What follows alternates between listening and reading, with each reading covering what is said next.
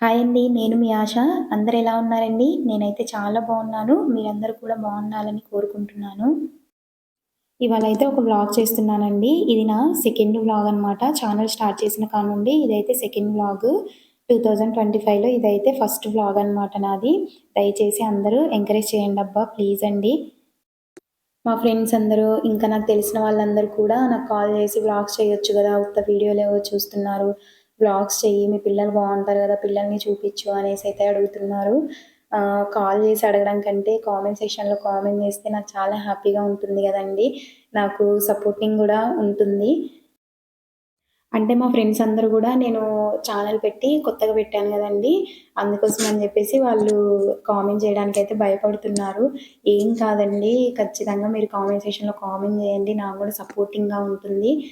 మామూలుగా కాల్ జేసి చెప్పడం కంటే కూడా నాకు కామెంట్ సెక్షన్‌లో కామెంట్ జేస్తే కొద్దిగా సపోర్టింగ్‌గా ఉంటుంది గదా! ప్లీజ్ ఫ్రెండ్స్, ఖచ్చితంగా కామెంట్ సెక్షన్‌లో కామెంట్ చేయండి. మిమ్మల్ని ఎవ్వరు ఏమి అనరు.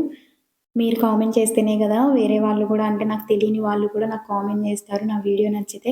ప్లీజ్ అండి, అసలు ఎవరు కామెంట్ సెక్షన్‌లో కామెంట్ జేయకపోతే భయపడేసి ఎవ్వరు కామెంట్ చేయరనమాట. ఇంకా మనకు తెలిసిన వాళ్ళు, వీళ్ళు కామెంట్ జేస్తా ఉంటంటే బయట వాళ్ళు గూడా కొద్దిగా అలవాటై వాళ్ళు గూడా కామెంట్ జేస్తారు.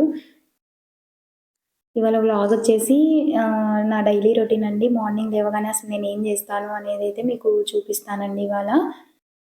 మార్నింగ్ లేవగానే ఫస్ట్ ఫ్రెష్ అప్ అయిపోయి డైరెక్ట్ వంట దగ్గరికైతే వచ్చేస్తానండి. ఎందుకంటే మా హస్బెండ్‌కి డ్యూటీ ఉంటుంది గదా! అలాగే మా పాప గూడా స్కూల్‌కి వెళ్తుంది. అందుకని జెప్పేసి వాళ్ళిద్దరికి బాక్సులు రెడీ చేయాలి గదా! అందుకని జెప్పేసి డైరెక్ట్ వంటైతే స్టార్ట్ చేస్తాననమాట. ఇవాళ కర్రీ వచ్చేసి చిక్కుడుకాయ కర్రీ అండి. సన్న చిక్కుడుకాయలుంటాయి గదా! ఆ కర్రీ అయితే చేస్తున్నాను.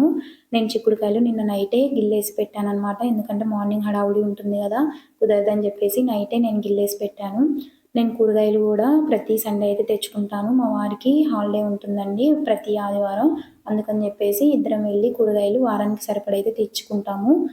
రైస్ కూడా కడిగేసి ఒక పక్కయితే పెట్టేస్తాను. ఇంకో పక్క కర్రీ గూడా చేస్తాననమాట. మా బాబు చూడండి, కర్రీ చేస్తుంటే వచ్చేసి నాకు పాలు కావాలని చెప్పేసి అయితే అడుగుతున్నాడు. అందుకని చెప్పేసి పాలు కాగబెట్టేస్తానండి పొద్దున్నే. ఇంకా మా బాబు లేవగానే వాడికైతే కొద్దిగా బ్రష్ చేపిచ్చేసి పాలు కూడా తాపిచ్చేస్తాననమాట తనకి. నేను ఈ చిక్కుడుకాయ కర్రీని డైరెక్ట్ తాలింపు వేయనండి. ఎందుకంటే అది టైం పడుతుంది గదా! అందుకని చెప్పేసి నేను ఫస్ట్ ఉడకబెడతానండి చిక్కుడుకాయల్ని. తర్వాత తాలింపేసుకుంటాను. కొద్దిగా టైం సేవ్ అవుతుందని చెప్పేసి. ఈ చిక్కుడుకాయ కర్రీ ప్రాసెస్ కూడా చెప్తానండి నేను. ముందు ఆయిల్ ఏసుకొని, ఆయిల్ హీట్ అయ్యాక దాంట్లో పచ్చిమిర్చి, ఈ ఉల్లిపాయలు సన్నగా తరిగి వేసుకోవాలండి. అవి మంచిగా వేగాలి. నేను ప్రాసెస్ కూడా మీకు చూపిస్తాను చూడండి ఇప్పుడు. ఉల్లిపాయలు కొద్దిగా వేగిన తర్వాత పసుపు వేసుకొని ఒకసారి మిక్స్ చేసుకున్న తర్వాత దాంట్లో అల్లం పేస్ట్ వేసుకోవాలండి. అల్లం పేస్ట్ పచ్చివాసన పోయే వరకు వేయించుకొని దాంట్లో మనం ఉడకబెట్టిన ఈ చిక్కుడుకాయలు ఉంటాయి కదా! ఈ చిక్కుడుకాయలను కూడా వేసుకోవాలనమాట. చిక్కుడుకాయలు మనం ముందే ఉడకబెట్టాం కాబట్టి ఎక్కువసేపు వేగాల్సిన అవసరం లేదు. ఒక 2 మినిట్స్ వేగిన తర్వాత దాంట్లో టమాటా ముక్కల్ని కూడా వేసుకొని కొద్దిగా ఉప్పేసుకొని ఒక 2, 3 నిమిషాలు టమాటా మగ్గే వరకు ఉడికించుకొని కారం కూడా వేసుకోవాలి. దాంతో పాటు ధనియాల పొడి కూడా వేసుకోవాలి.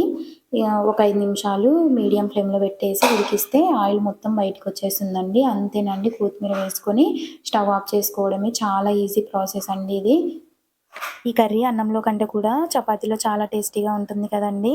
వీడియో లెంత్ ఎక్కువ అవుతుందని చెప్పేసి నేను కొద్దిగా స్పీడ్ అయితే పెంచి పెట్టాననమాట వీడియో. ఇంకా కర్రీ వండేసిన తర్వాత టిఫిన్ గూడా రెడీ చేశానండి. నిన్నటిది కొద్దిగా దోస పిండి ఉంటే మా వారికి, మా పిల్లలకి గూడా వేసిచ్చాననమాట.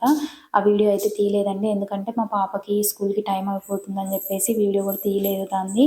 నెక్స్ట్ టైమ్ వీడియో చేసినప్పుడు ఖచ్చితంగా దోసలు ఎలా చేస్తారు ఏంటనేది నేనైతే వీడియో తీసి అయితే పెడతానండి. ఇంకా మా పాప గూడా వెళ్ళిపోయిన తర్వాత ఇల్లంతా మొత్తం చెల్లాచెదరేసేస్తారండి మా పిల్లలు.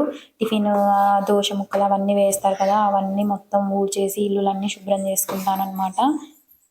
ఇంకా ఇల్లంతా క్లీన్ చేసిన తర్వాత నేను గూడా టిఫిన్ చేసేసి గిన్నెలుంటాయి గదండీ! గిన్నెలు గూడా కడిగేసుకుంటాను. మార్నింగ్ వంట చేసిన గిన్నెలు, టిఫిన్ చేసిన గిన్నెలు చాలా ఉంటాయి గదండీ! అవన్నీ క్లీన్ చేసుకుంటాననమాట. ఇంక ఇది నాది డైలీ రొటీన్ అండి. ఒక్క సండే తప్ప మిగతా రోజులు మొత్తం ఇలాగే ఉంటుందనమాట. ఒక సండే మాత్రం మా వారికి డ్యూటీ ఉండదు గదా! మా పాపకి కూడా స్కూల్ ఉండదు. అందుకని జెప్పేసి కొద్దిగా లేట్‌గా లేస్తాననమాట. మిగతా రోజులలో అయితే ఖచ్చితంగా 6కి అలా లేస్తాను. గిన్నెలు కడగక ముందే వాషింగ్ మిషన్‌లో బట్టలు గూడా వేసేస్తానండి. గిన్నెలు కడిగేలోపు బట్టలు గూడా అయిపోతాయి గదా! అందుకని జెప్పేసి వాషింగ్ మిషన్‌లో బట్టలేసేసి గిన్నెలు కడిగేస్తాననమాట. నా పని మొత్తం అయ్యేసరికి 12 అలా అవుతుందండి. ఇంక నేను కూడా భోజనం చేసేసి కొద్దిసేపు పడుకుంటాననమాట. ఆఫ్టర్‌నూన్ ఒక 2 గంటలయితే రెస్ట్ తీసుకుంటాను. మళ్ళీ 4కి అలా పని అయితే స్టార్ట్ అవుతుంది. మా పాప కూడా 4:30కి అలా వస్తుందండి. ఇదండి నా వ్లాగు. మీకు నచ్చితే ఒక చిన్న లైక్ ఇవ్వండబ్బా! అలాగే లైక్ చేయండి, షేర్ చేయండి, కామెంట్ సెక్షన్‌లో కామెంట్ చేయండి. కొత్త వాళ్ళైతే మన ఛానల్‌ని సబ్స్క్రైబ్ చేసుకోండి. సపోర్ట్ చేయండబ్బా! ప్లీజ్. నెక్స్ట్ వ్లాగ్‌తో మీ ముందుంటా. అంతవరకు బై ఫ్రెండ్స్.